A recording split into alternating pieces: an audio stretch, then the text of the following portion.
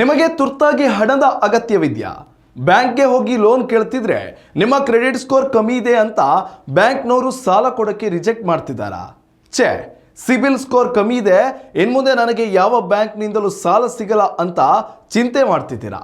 ಹಾಗಿದ್ರೆ ಈ ವಿಡಿಯೋವನ್ನು ಕೊನೆ ತನಕ ನೋಡಿ. ನ್ಯೂಸ್ ನೆಕ್ಸ್ಟ್ನ ಸಮಸ್ತ ವೀಕ್ಷಕರಿಗೆ ನಮಸ್ಕಾರ. ನಾನು ದರ್ಶನ್ ಶೆಟ್ಟಿ ನಾರ್ಕಳಿ. ಹೌದು ವೀಕ್ಷಕರೇ, ಸಾಮಾನ್ಯವಾಗಿ ನಿಮ್ಮ ಕ್ರೆಡಿಟ್ ಸ್ಕೋರ್ 750ಕ್ಕಿಂತ ಹೆಚ್ಚಿದ್ರೆ ಮಾತ್ರ ಬ್ಯಾಂಕುಗಳು ಸುಲಭವಾಗಿ ಸಾಲ ನೀಡ್ತವೆ. ಸ್ಕೋರ್ ಕಡಿಮೆ ಇದ್ದಾಗ ರಿಸ್ಕ್ ತಗೊಳ್ಳೋಕ್ಕೆ ಬ್ಯಾಂಕ್ಗಳು ಕೂಡ ಹಿಂಜರಿಯುತ್ತವೆ ಅನ್ನೋದು ನಿಜ. ಆದರೆ ಕ್ರೆಡಿಟ್ ಸ್ಕೋರ್ ಕಮ್ಮಿ ಇದ್ರೂ ಸಹ ಕೆಲವು ಪ್ರಮುಖ ಹಣಕಾಸು ತಂತ್ರಗಳನ್ನು ಬಳಸಿ ನೀವು ಸುಲಭವಾಗಿ ಸಾಲ ಪಡೆಯಬಹುದು. ಅದು ಹೇಗೆ ಗೊತ್ತಾ? ಇಲ್ಲಿದೆ ನೋಡಿ ಕಂಪ್ಲೀಟ್ ಡೀಟೇಲ್ಸ್.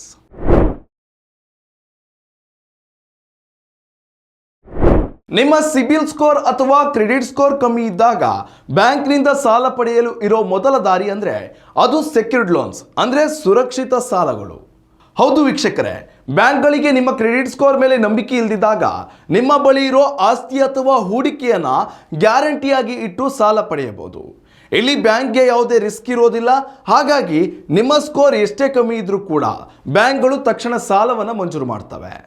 ಸೆಕ್ಯೂರ್ಡ್ ಲೋನ್ ಹೊರತಾಗಿ ಕ್ರೆಡಿಟ್ ಸ್ಕೋರ್ ಕಡಿಮೆ ಇದ್ದಾಗ ಸಾಲ ಪಡೆಯಲು ಇನ್ನು 4 ಪ್ರಮುಖ ದಾರಿಗಳಿವೆ.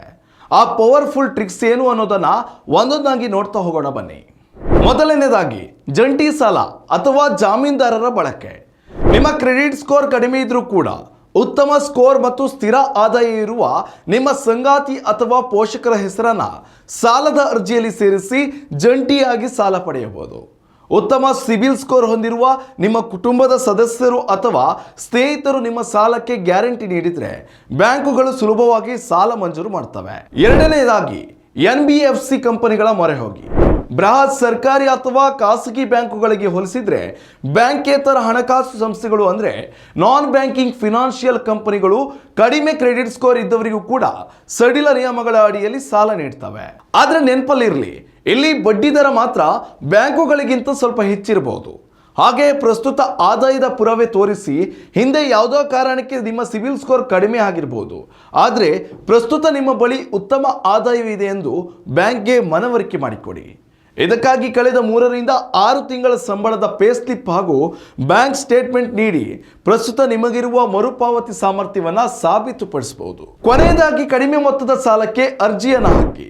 ಆರಂಭದಲ್ಲೇ ನೇರವಾಗಿ 5 ಅಥವಾ 10 ಲಕ್ಷ ರೂಪಾಯಿ ಅಂತ ದೊಡ್ಡ ಮೊತ್ತದ ಸಾಲಕ್ಕೆ ಅರ್ಜಿಯನ್ನು ಹಾಕಬೇಡಿ.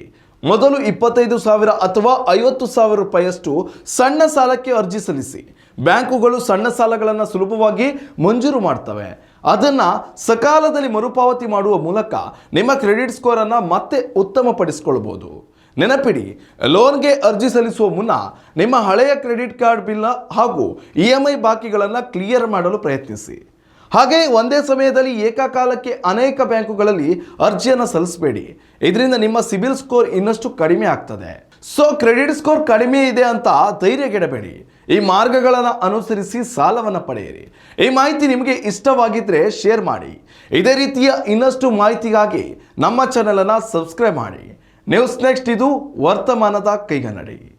ಉತ್ತಮ ಸಂಸ್ಕಾರಯುತ ಶಿಕ್ಷಣದೊಂದಿಗೆ VSS English medium CBSE school, Udupi Muddur. ನರ್ಸರಿಯಿಂದ 10ನೇ ತರಗತಿವರೆಗೆ ಶಿಕ್ಷಣದ ಜೊತೆಗೆ 5 ರಿಂದ 10ನೇ ತರಗತಿವರೆಗಿನ ವಿದ್ಯಾರ್ಥಿನಿಯರಿಗೆ ಉತ್ತಮ ಹಾಸ್ಟೆಲ್ ಸೌಲಭ್ಯವೂ ಇದೆ. ನಿಮ್ಮ ಮಕ್ಕಳ ಪ್ರವೇಶಾತಿಗಾಗಿ ಈ ಸಂಖ್ಯೆಗೆ ಕರೆ ಮಾಡಿ.